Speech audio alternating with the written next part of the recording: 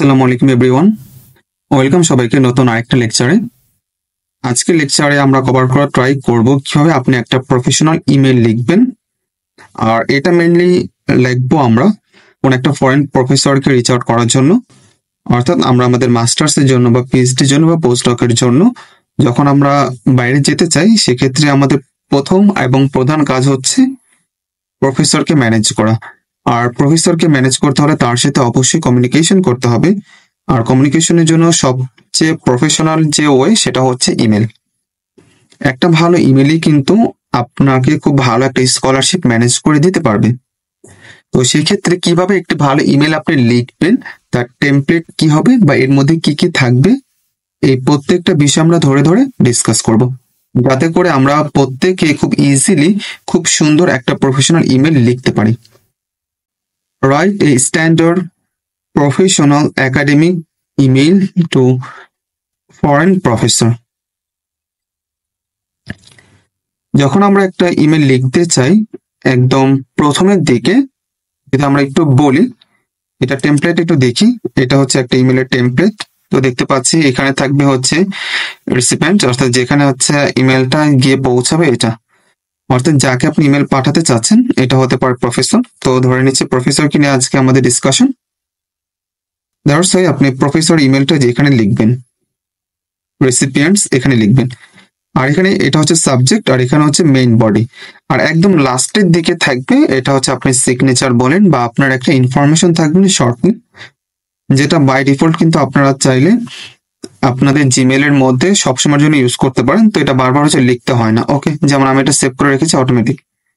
তো এখানে ইমেল থাকবে, এখানে ফোন নাম্বার থাকবে, আর এখানে হচ্ছে আপনার নাম থাকবে, আপনার ডিপার্টমেন্ট থাকবে, আপনার ফ্যাকাল্টি থাকবে, ইউনিভার্সিটির নাম থাকবে। এরকম খুব সুন্দর একটা প্রফেশনাল লুকে হচ্ছে প্রফেসরকে পাঠাতে হবে। এখন দেখি আমরা কিভাবে অ্যাকচুয়ালি এটাকে লিখতে হয়। একদম প্রথমে থাকবে হচ্ছে সাবজেক্ট লাইন। সাবজেক্ট লাইন কোনটা? এই যে এটা সাবজেক্ট যেটা আছে এটা। এখানে আপনি কি করবেন, এখানে হচ্ছে আপনি লিখবেন হচ্ছে প্রসপেক্টিভ গ্রাজুয়েট স্টুডেন্ট। আপনি এটা লিখতে পারেন বা চাইলে এটার ভিন্ন কোনো কিছু লিখতে পারেন। এটার মানে হচ্ছে সম্ভাব্য গ্রাজুয়েট স্টুডেন্ট। এটা মাস্টার্সের জন্য হতে পারে, পিএইচডির জন্য হতে পারে, আপনি লিখতে পারেন। বা এর থেকে যদি বেটার কোনো কিছু হয় আপনি সেটাও লিখতে পারেন। এটা অ্যাকচুয়ালি ডিপেন্ড করে আপনি কিভাবে আপনার সাবজেক্টটাকে দিচ্ছেন। সো জাস্ট আমি এখানে একটা এক্সাম্পল দেখিয়েছি। এরপর সেকেন্ড পোর্শন হচ্ছে বডি পোর্শন, যেটা আমরা এখানে দেখতে পাচ্ছি। বডিতে কি কি থাকবে? বডিতে প্রথমে থাকবে হচ্ছে একটা স্যালুটেশন। স্যালুটেশন মিনস হচ্ছে আপনি যখন নাকি কারোর সাথে কোনো কনভারসেশন শুরু করতে চান, প্রথমেই কিন্তু একটা গ্রিটিংস দিয়ে শুরু করতে হয়, রাইট? অর্থাৎ আপনি কিভাবে শুরু করবেন, ভদ্র একটা পোলাইটলি একটা গ্রিটিং দিয়ে অ্যাড্রেস করতে হয় প্রফেসরকে, রেসপেক্টফুলি। এটা দিয়ে আপনি শুরু করবেন।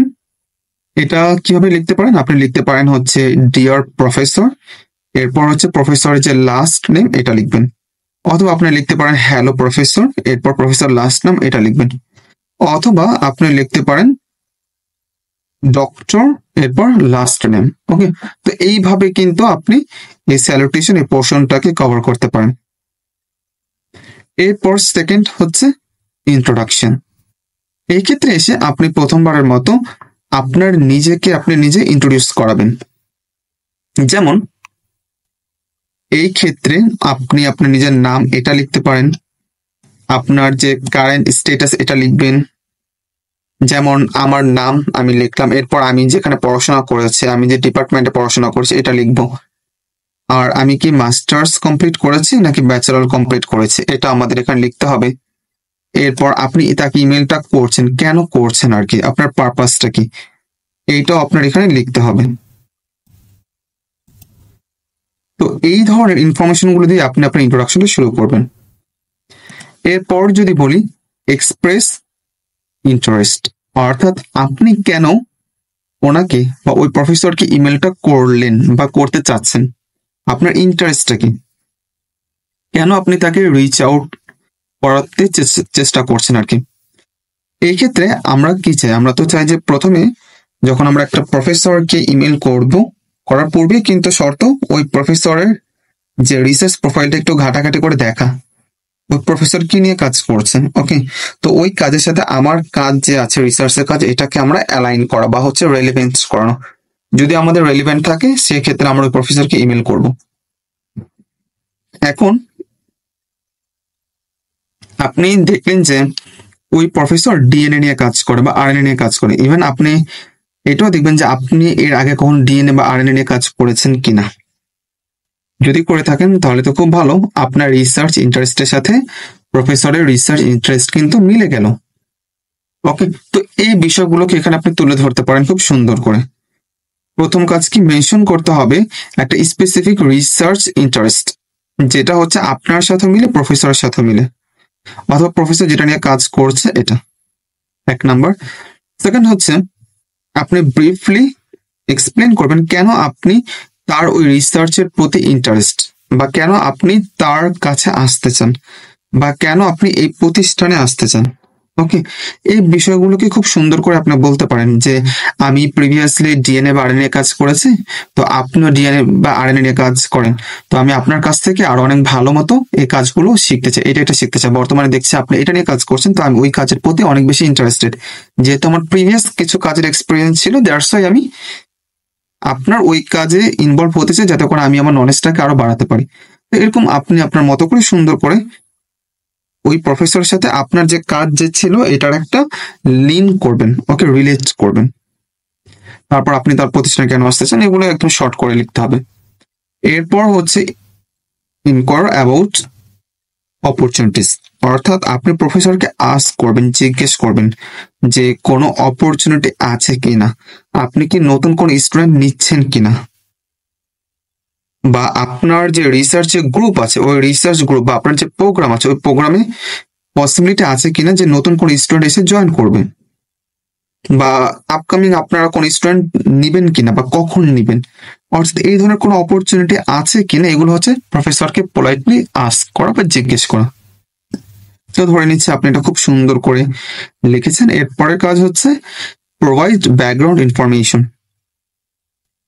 এক্ষেত্রে এসে আপনি শেয়ার করবেন রেলিভেন্ট ইনফরমেশন, যেগুলো অ্যাকচুয়ালি আপনার একাডেমিকের সাথে বা আপনি এই কাজগুলো প্রিভিয়াস করেছেন ওইটার সাথে প্রফেসরের কাজের একটা রিলিভেন্স করা। ওকে, যেমন আমি একটা পাবলিকেশন করেছি, এই পাবলিকেশনটা হচ্ছে প্রফেসর এর কাজের সাথে হচ্ছে মিলেছে, বা আমি একটা রিসার্চের কাজ করছি, একটা প্রজেক্টের কাজ করছি, মাস্টার্সের থিসিস করছি, যেটা ওই প্রফেসর কাজের সাথে মিলেছে। ওকে, বা আমি হচ্ছে একটা বড় একটা গ্রান্টে কাজ করেছি বা আমি গ্রান্ট পেয়েছি, যেটা হচ্ছে প্রফেসরের সাথে মিলেছে, বা আমার একটা রিসার্চ এক্সপিরিয়েন্স আছে যেটা প্রফেসরের কাজের সাথে মিলেছে। অর্থাৎ এই ধরনের ইনফরমেশন গুলো দিতে হবে। ইভেন এখানে আরেকটা ইনফরমেশন দেওয়া লাগবে, সেটা হচ্ছে আপনার যদি কোনো স্কিল থাকে যেটা ওই প্রোগ্রামের সাথে অনেক বেশি রেলিভেন্ট বা ওই প্রোগ্রামের সাথে রিলেট করা যায়, ওকে, তো এটা কিন্তু আপনার জন্য স্ট্রং পয়েন্ট, তো আপনি এটা তুলে ধরতে পারেন।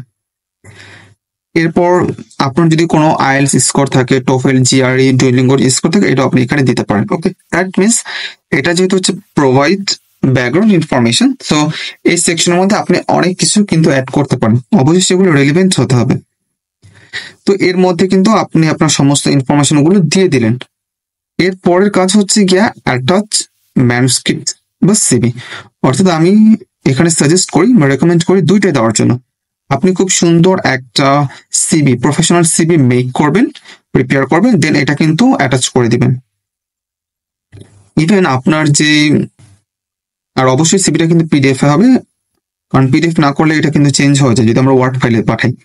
আরেকটা হচ্ছে ট্রান্সক্রিপ্ট, যেটা হচ্ছে আপনি ইউনিভার্সিটি থেকে নেবেন, ওইটাকে সুন্দর করে স্ক্যান করে পিডিএফ করবেন দোকান থেকে, দেন হচ্ছে ওইটাও আপনি অ্যাড করে দিবেন।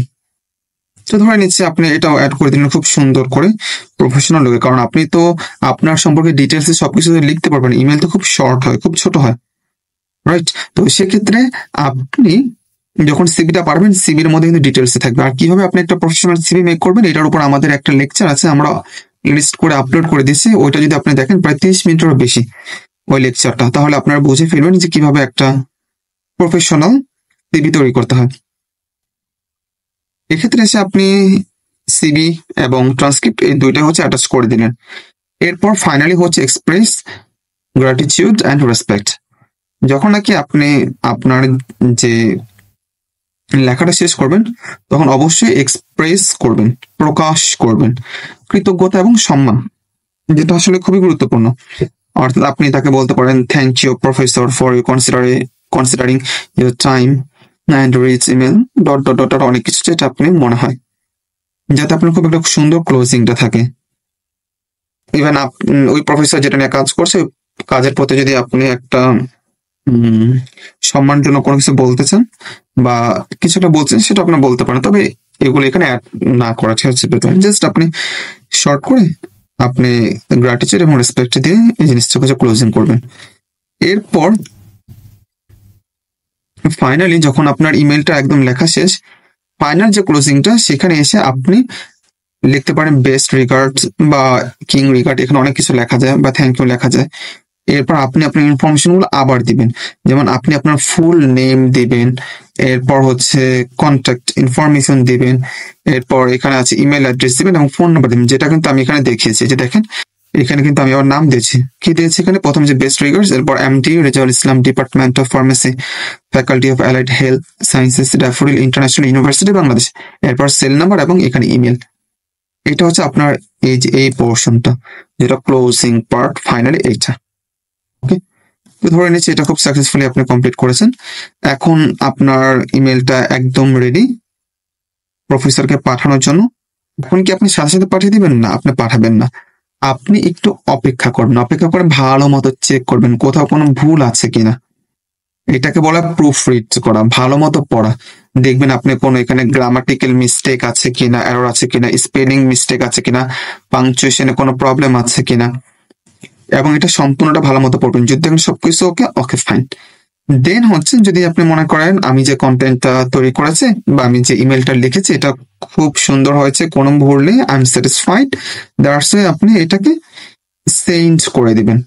আর যখন নাকি আপনি সেন্ড করবেন, সেন্ড করার সময় একটু খেয়াল রাখবেন, আমরা তো আমাদের দেশের সাথে বাংলাদেশের সাথে ফরেন কান্ট্রিগুলো টাইমের অনেক পার্থক্য আছে। আপনি নর্মালি হচ্ছে 8টা থেকে 9টা, সকাল 8টা থেকে 9টা যখন বাজে কোনো ফরেন কান্ট্রিতে, তখন নর্মালি প্রফেসর ইমেল চেক করে। আপনি চেষ্টা করুন ওই টাইমে পাঠানোর জন্য।